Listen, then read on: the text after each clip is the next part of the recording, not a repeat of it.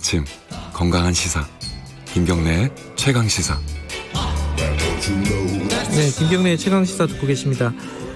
지금 우한 교민들 태운 비행기가 김포공항에 도착을 해서 교민들이 검역을 받고 이동을 하고 있다, 이런 속보가 들어오고 있습니다. 그리고 그 비행기에 탔던 승무원들이 있지 않겠습니까?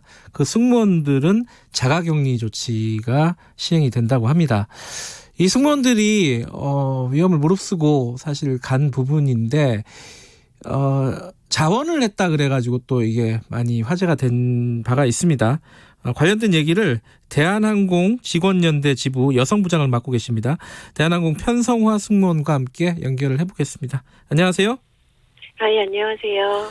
네, 그 대한항공이 우한 교민들 싣고 오는 거는 이제 결정된 사안이고, 누가 가야 되는 건지, 어떻게 그 승무원들을 선발하게 될지, 이게 내부적으로는 뭐 여러 가지 얘기들이 많이 나왔겠어요.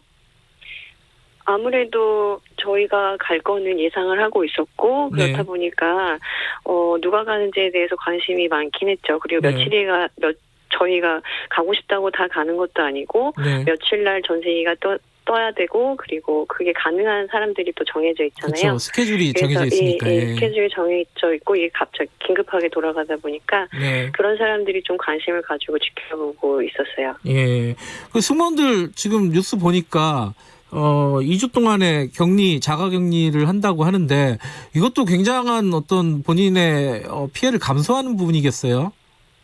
아무래도 그렇죠. 처음에 이게 결심하기가 쉽지는 않았을 건데, 2주 동안 자가격리라고 하긴 하지만 저희는 수당도 있잖아요. 네. 비행도 이제 2주 동안 못 하게 되고, 그리고 그렇긴 한데, 지금 회사에서 저희에게 그런 처우에 대해서 정보를 제공한 건 아직 없습니다.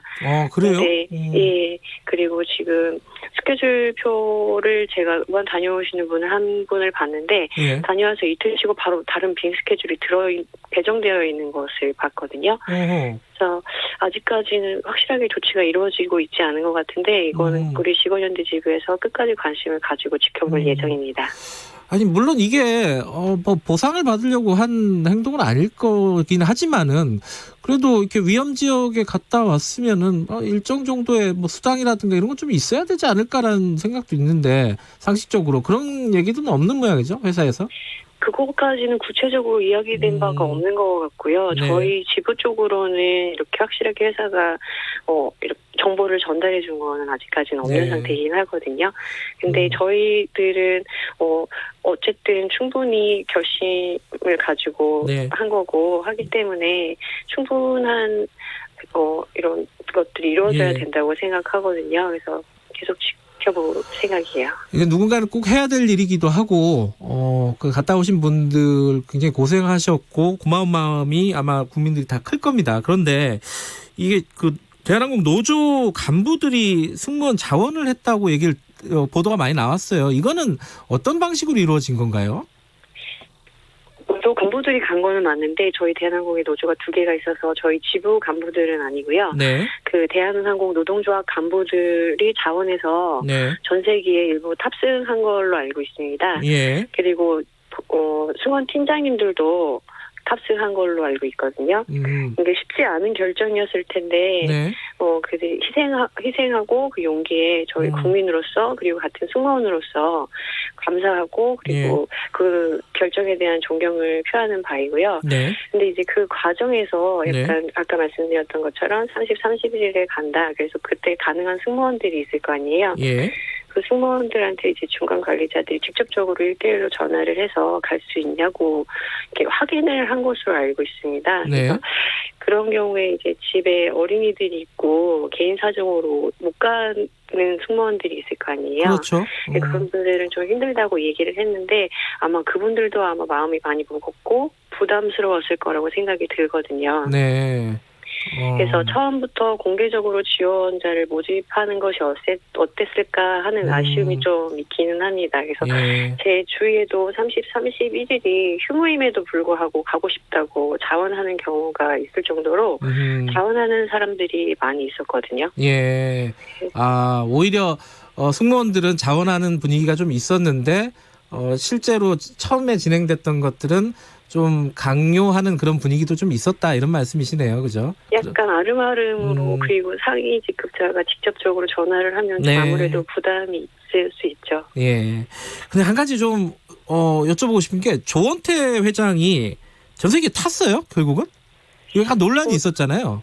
저도 확실하게 그 비행기 탑승한 건 아니어가지고 네. 모르겠지만 어제 저도 언론을 통해서 확인한 바로는 탑승하셨다고 네. 그렇게 나오긴 하더라고요. 이게 이제 좀 보여주기식 아니냐 이런 게 비판의 핵심인데 네. 이게 조원태 회장이 타면은 그 안에서 무슨 일을 하게 되나요? 오히려 일에 방해되는 거 아니에요?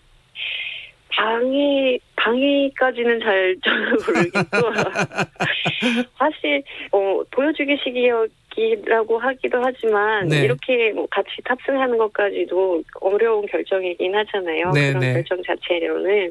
그래서 회장님이 그렇게 조원태 회장이 그렇게 결정한 거에 대해서는 저도 어려운 결정이었을 텐데 네.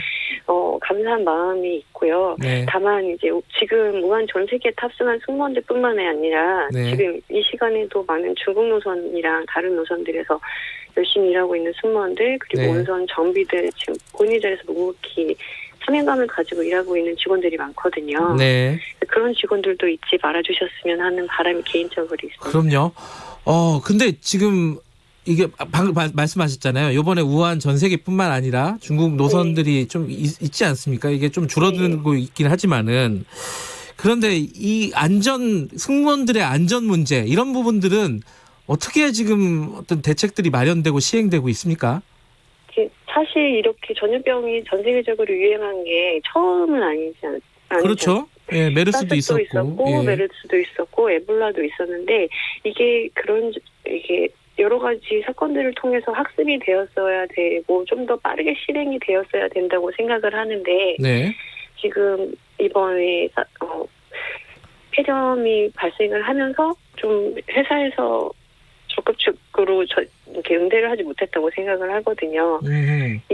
저희 대한항공 직원연대 지부가 23일에 승무원들 마스크 쓰고 장갑 끼고 서비스를 하게 해달라고 성명서를 내고 예. 이제 여러 가지 대처를 해야 된다라고 목소리를 내고 있었음에도 불구하고 예. 지금 일부 중국 노선에서만 마스크와 장갑을 끼라고 회사에서는 이야기를 했고 결과적으로 28일에나 돼서야 전 노선으로 마스크 끼고 장갑 끼고 서비스하라고 하고 했거든요. 예.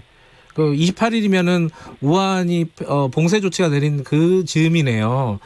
그러니까 일이 우한 예. 네, 그렇죠. 거의 우한 공항은 23일날 이미 폐쇄가 됐음에도 불구하고 저희 같은 경우에 너무 늦게 그런 결정을 내리지 않았나라는 생각이 들고 있어요. 그러니까 직원들이 그러니까 대한항공 직원연대 지부에서 장갑과 마스크를 착용하게 해달라고 했는데 그게 결정되는데 전면적으로 시행되는 거는 5일이나 걸렸다 이런 말씀이시네요. 그렇죠. 아무래도 지금 같은 경우에는 저희가 이제 계속 음주 측정을 하고 있거든요. 근데 이게 빨대를 부는 거다 보니까 위생의 문제도 있고 감염의 문제도 있어요. 그래서 그렇죠. 저희도 그거에 대해서 문제를 제기한다고 생각해서 했는데 국토부에서 먼저 지침이 내려왔거든요. 그래서 국토부는 아무래도 좀 빠르게 진행이 다른 때보다 빠르게 진행이 되었는데 회사가 받아들이는 것도 28일 날 결정된 것도 국토부에서 먼저 지침이 내려오고 그다음에 회사가 그러면은 전노선으로 확대해라 이렇게 된 거거든요. 그러니까 회사는 좀 늦은 감이 없지 않나라고. 그럼 요번에 전세기 같은 경우에는 그 리스크가 더 크지 않겠습니까? 상식적으로 생각해봐도 그러면 그런 대책들이 잘 시행이 된 걸로 보세요? 어떻게 보십니까?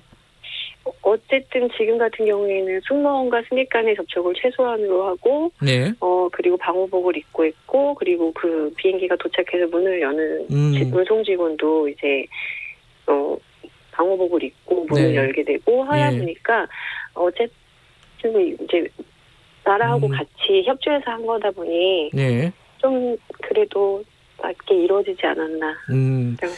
예, 이게 사실 승무원들이 이런 전염병 사태라는 게 이런 게 발생이 되면 가장 최전선에 있다고 봐도 무방해요. 가장 많은 사람들과 접촉하는 직업 아니겠습니까? 어떤 좀 부족한 부분들, 이런 대책이나 이런 부분들은 어떻게 평소에 어떤 걸 느끼고 계세요? 지금 아직까지도 일반적으로 뭐 국민들의 그거나 아니면 회사나 저희 승무원들을 서비스라고 생각하거든요. 그래서 네. 지금 저희가 원래 마스크도 예전 내리스타트 때부터 꾸준히 마스크를 써야 된다, 그리고 장갑을 착용해야 된다라고 얘기를 했는데 서비스맨이 무슨 얼굴을 가리고 서비스를 하냐 이런 인식이 개선이 좀 필요하다고 생각을 하거든요. 예. 그래서 사실 마스크를 쓰는 것 자체도 지금 저 승무원들을 보호하는 거기도 하지만 승객들을 보호하는 역할을 하는 것도 있거든요. 그래서 네. 그런 의식 개선이 좀 필요하다고 생각하고 있습니다. 그러니까 서비스도 중요하지만 안전 부분에 대한 인식 개선이 필요하다. 네, 안전이나 이런 것들에 대해서는 정말 보수적이어야 되지 않나. 네. 알겠습니다. 이게 뭐 복장 논란 예전에 치마 입히고 뭐 이런 거랑 좀 비슷한 논란이네요. 그냥 안전 부분에 더 방점을 좀 찍어야 되지 않나 이런 생각도 드네요. 어쨌든 오늘 갔다 오신 분들 고생 많이 하셨고요. 대한항공 직원분들 아마 청취자분들도 고맙다는 생각 다들 가지고 계실 것 같습니다. 연결해 주셔서 감사합니다. 감사합니다. 네, 편선아 승무원이었습니다. 대한항공 직원연대 지부 여성부장이었고요. 자, 김경래 최강시사 오늘은 여기까지 하겠습니다. 저는